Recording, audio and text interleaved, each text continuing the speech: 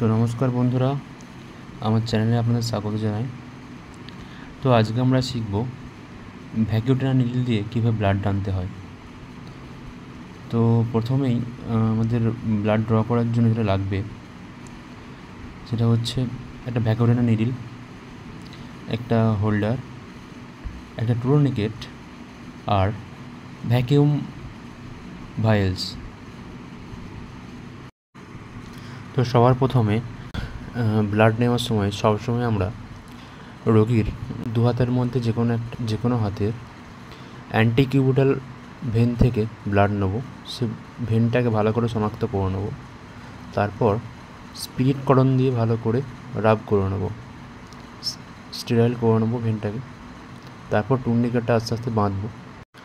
তারপর ভ্যাকুয়াম নিডলটাকে ভালো করে হোল্ডারের সাথে লাগিয়ে নিয়ে আমরা ভেনেতে নিডলটা ঢুকিয়ে দেবো।